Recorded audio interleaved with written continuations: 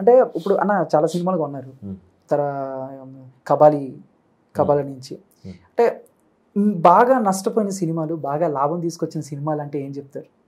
నాకు తెలిసి Vishal action cinema బాగా నష్టపోయినాం, తమన్నా విశాల్ది. ఓకే, బాగా అంటే ఓకే హ్యాపీ, బాగా ఏం రాలేదు, తక్కువ ఏం రాలేదు, ఇవన్నీ హిట్సే కదా. ఈ స్మార్ట్ శంకర్, గద్దలకొండ, నాంది అయితే అసలు సర్ప్రైజింగ్ హిట్. అది ఒక కొత్త నరేష్ గారిని చూసి. బట్ కబాలి విషయంలో ఏమన్నా తేడా కొట్టిందా? లేదు, తేడా కొట్టలేదు అసలు. ఏంటి ఈ డబ్బులు మర్చిపోయింది అసలు, దానికి విపరీతమైన క్రేజ్. 10 సినిమాలు చేసే వచ్చేంత పేరు దానికి ఒక్క సినిమాతోటే వచ్చాయి, కానీ రిజల్ట్ మాత్రం తేడా. అంటే మనం ఆ క్రేజ్ మీద ఓపెనింగ్స్ పడ్డాయి, మనకి హ్యాపీయే, ఇక్కడ ఏమి ఇబ్బంది కలగల. అవునా? అసలు ఫస్ట్ సినిమా రజనీకాంత్ గారిది డిస్ట్రిబ్యూట్ చేయాలన్న థాట్ ఎలాగే? ఆ టైంకి అంటే ఐ వాంట్ టు ఎంటర్, ఈ ఫైర్ మీద ఎంటర్ అయింది అంతే. నేను అన్నాను కదా, డైరెక్షన్ ట్రయల్స్ కోసం ట్రై చేస్తే ఎవరు ఇంట్రెస్ట్ చూపించట్లా, అంటే ఆ ఫైర్ మీద ట్రై చేస్తుంటే ఆ ప్రాసెస్లో అట్లా కుదిరింది అంతే. ఓకే, అంటే మామూలుగా ఇప్పుడు డిస్ట్రిబ్యూట్ చేస్తున్నాం, లాభం వస్తే ఓకే, సినిమా బాగుంటుంది, సినిమా ఇండస్ట్రీ బాగుంటుంది, డిస్ట్రిబ్యూటర్లు బాగుంటారు, ఫ్యామిలీ బాగుంటుంది.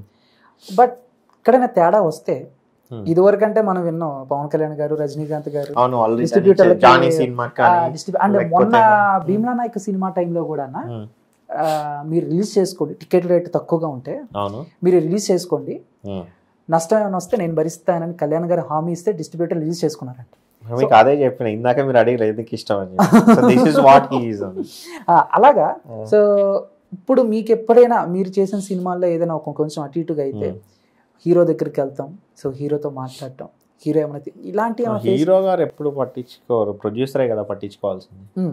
అందరూ హీరోలు ఒకేలా ఉంటారు.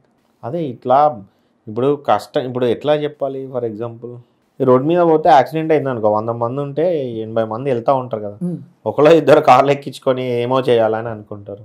సో ఇట్ ఆల్ డిపెండ్స్, పోతే ఇస్తా అనేది ఆ అవతల వాడి హ్యుమానిటీ మీద డిపెండ్ అయి ఉంటుంది, ఇంకా వేరే ఈక్వేషన్ అయితే ఏం లేదు ఇక్కడ. ఓకే, అంటే ఈ క్రమంలో డిస్ట్రిబ్యూటర్కి హీరోకి ఇప్పుడు పాతకాలం అంటే ఓకే, ఇప్పుడు ఎలా ఉంది వాళ్ళిద్దరు రిలేషన్, ఎలా ఉంది, ఇంకా ఎలా ఉండాలి అనుకుంటున్నారు? డిస్ట్రిబ్యూటర్ అండ్ హీరో, డిస్ట్రిబ్యూటర్ హీరోకి రిలేషన్ అక్కర్లేదంటారా?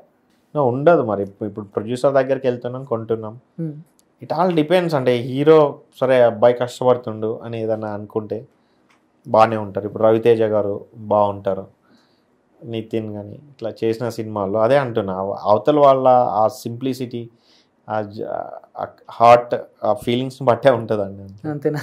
అంటే అప్కమింగ్ ఇంకేమున్నాయి అన్న ప్రాజెక్టులు మీ? ఏది మళ్ళీ ఫ్యాన్సీ రేట్తో చేజిక్కించుకోబోతున్నారు? మళ్ళీ హాట్ టాపిక్ ఏ సినిమాకి నిలవబోతున్నారు? వరంగల్ సీన్ గారు లెట్ యు నో ఇది రిలీజ్ తర్వాత. అవునా? ఆచార్య రిలీజ్ తర్వాత చెప్తాను.